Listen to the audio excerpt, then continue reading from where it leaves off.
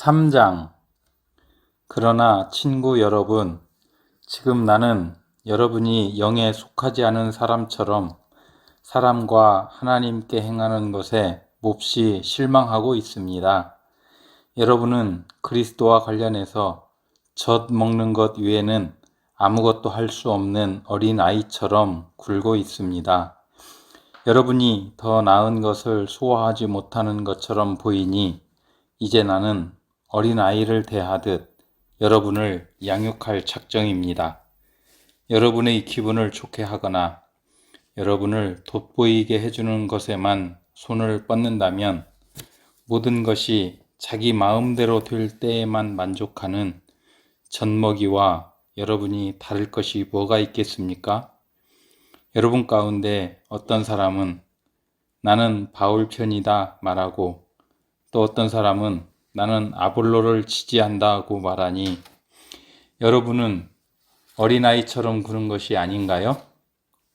여러분은 도대체 바울이 누구라고 생각합니까? 여러분은 아볼로가 누구라고 생각합니까? 우리 두 사람은 모두 종에 불과합니다. 여러분을 섬겨 우리 주인이신 하나님께 여러분의 삶을 맡기는 법을 배우게 한 종일 따름입니다. 우리 두 사람은 주님께서 맡겨주신 종의 임무를 수행했을 뿐입니다. 나는 씨를 심었고 아볼로는 물을 주었습니다. 그러나 하나님께서 여러분을 자라게 하셨습니다. 이 과정에서 가장 중요한 이는 심는 자나 물을 주는 자가 아니라 자라게 하시는 하나님이십니다. 심는 일과 물을 주는 일은 종들이 약간의 급료를 받고 하는 허드렛 일에 불과합니다. 그 일을 가치 있게 해주시는 이는 우리가 섬기는 하나님이십니다. 여러분은 하나님의 밭이며 우리는 그 밭에서 일하는 일꾼입니다. 달리 말하면 여러분은 하나님의 집입니다. 나는 하나님께서 내게 주신 훌륭한 건축가의 재능을 사용해 설계도를 작성했고 아볼로는 벽을 쌓아 올리고 있습니다. 그러니 이를 맡은 목수가 그 기초 위에다 각자 신중하게 집을 짓게 하십시오. 기억하십시오. 이미 놓인 기초는 하나뿐입니다. 그 기초는 다름 아닌 예수 그리스도이십니다. 여러분은 각별히 신경 써서 건축 재료를 고르십시오. 그러다 보면 마침내 준공 검사를 받는 날이 올 것입니다. 여러분이 값싸거나 부실한 재료를 쓴다면 다 드러나고 말 것입니다. 준공 검사는 철저하고 엄격하게 이루어질 것입니다. 어느 것 하나 대충 넘어가는 일이 없을 것입니다. 여러분이 지은 것이 검사를 통과하면 잘된 일입니다. 그러나 검사에 통과하지 못하면 여러분이 지은 것을 뜯어내고 다시 시작해야 할 것입니다. 여러분은 뜯기지 않고 살아남겠지만 간신히 살아남을 것입니다. 여러분이 하나님의 성전이고 하나님께서 친히 여러분 안에 계신다는 것을 여러분은 알지 못합니까? 여러분도 알다시피 성전을 파괴한 사람은 누구도 검사를 통과할 수 없습니다. 하나님의 성전은 거룩합니다. 여러분이 그 성전임을 잊지 마십시오. 여러분 자신을 속이지 마십시오. 시대의 최신 유행을 따르는 것으로 지혜로운 사람이 될 수 있다고 생각하지 마십시오. 하나님의 바보가 되십시오. 그것만이 참된 지혜에 이르는 길입니다. 이 세상이 영리하다고 하는 것을 하나님은 어리석다고 하십니다.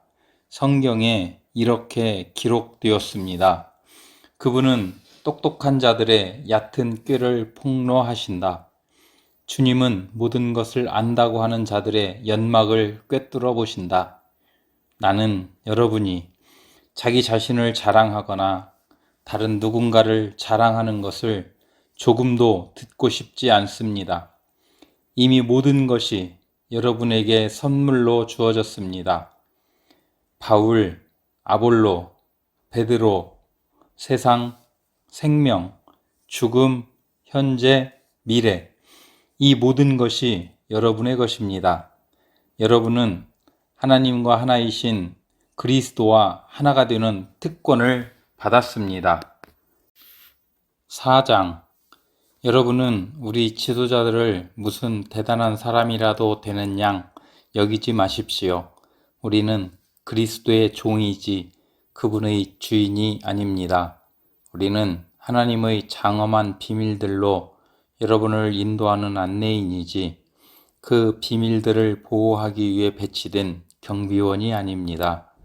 좋은 안내인이 갖추어야 할 덕목은 믿음직스러움과 정확한 지식입니다. 여러분이 나를 어떻게 생각하든 하나님이 나를 어떻게 평가하든 그것이 내게는 조금도 중요하지 않습니다. 나는 내 자신을 평가하지 않습니다. 그러한 일로 비교하는 것은 무의미합니다. 나는 여러분의 좋은 안내인이 되기에 어긋날 만한 일을 한 적이 없습니다. 그렇다고 내가 대단하다는 뜻은 아닙니다. 그런 판단을 내리시는 분은 주님이십니다. 그러니 주님을 앞지르지 말고 모든 증거가 명백히 드러나기 전에는 섣불리 결론을 내리지 마십시오. 주님이 오시면 그분께서 우리가 생각하지 못했던 것, 우리 마음속의 동기와 의도 그리고 기도를 환히 밝히시고 증거로 제시하실 것입니다. 그때에야 우리는 저마다 잘했다 말씀하시는 하나님의 칭찬을 듣게 될 것입니다.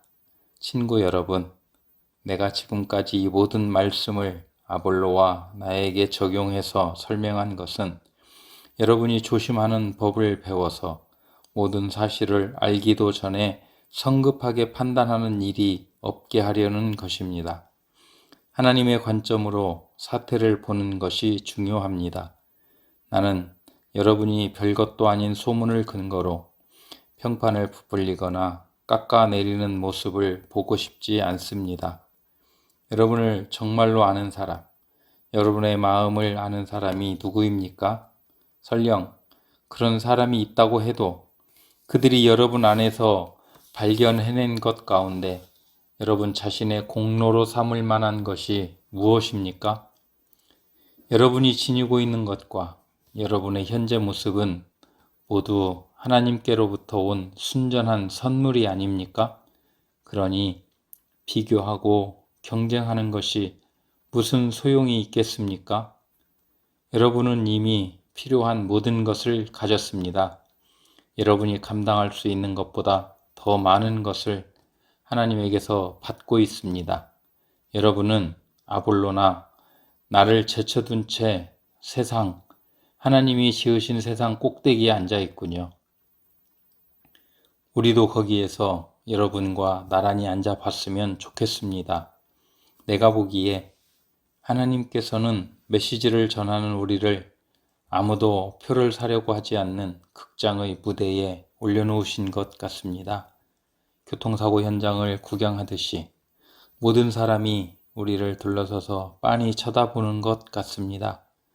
우리는 메시아 때문에 환경에 적응하지 못한 사람들입니다. 여러분은 자신이 있을지 모르나 우리는 약함과 불확실성 한가운데에서 살아갑니다.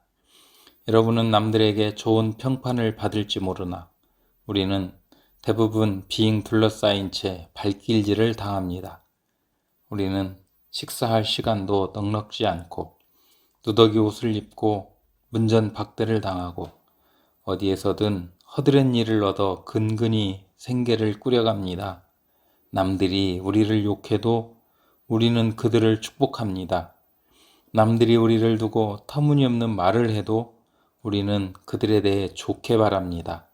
우리는 부엌에 버려진 감자 껍질처럼 이 문화로부터 쓰레기 취급을 받습니다. 앞으로도 그보다 더 나은 대접을 받지 못할 것입니다. 나는 나무라도 타는 이웃처럼 여러분의 기분을 상하게 하려고 이 모든 글을 쓰고 있는 것이 아닙니다. 나는 자녀인 여러분에게 아버지 자격으로 이 글을 쓰고 있습니다. 나는 여러분을 사랑하고 여러분이 버릇없이 자라지 않고 바르게 자라기를 바랍니다. 여러분 주위에는 여러분의 잘못을 서슴없이 말해주는 사람이 많을 것입니다. 그러나 시간과 수고를 아끼지 않고 여러분이 자라도록 돕는 아버지는 많지 않을 것입니다. 예수께서 내게 하나님의 메시지를 여러분에게 선포할 수 있게 해주셔서 나는 여러분의 아버지가 되었습니다. 여러분도 알다시피 나는 내가 직접 행하지 않은 것을 여러분에게 하라고 하지 않습니다. 그런 이유로 나는 먼저 디모데를 여러분에게 보냈습니다. 그는 나의 사랑하는 아들이며 주님께 신실한 사람입니다. 내가 그리스도의 방식과 관련해서 모든 교회에 늘 제시하는 가르침을 그가 여러분에게 새로이 기억나게 해줄 것입니다. 여러분 가운데 자만해서 내 말은 물론이고 어느 누구의 말도 듣지 않는 사람이 더러 있다는 것을 압니다. 그들은 내가 직접 찾아가 얼굴을 마주할 것이라고 생각지 않는 모양입니다. 그러나 하나님께서 원하시면 나는 여러분이 생각하는 것보다 빨리 여러분을 찾아갈 것입니다.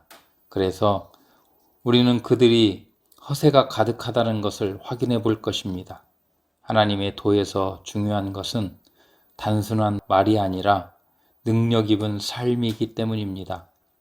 그러니 내가 어떤 준비를 하고 여러분에게 가는 것이 좋겠습니까? 여러분을 통제하는 엄한 교관의 모습이 좋겠습니까? 아니면 여러분과 속 마음을 터놓는 다정한 벗이나 상담자의 모습이 좋겠습니까? 결정은 여러분이 하십시오.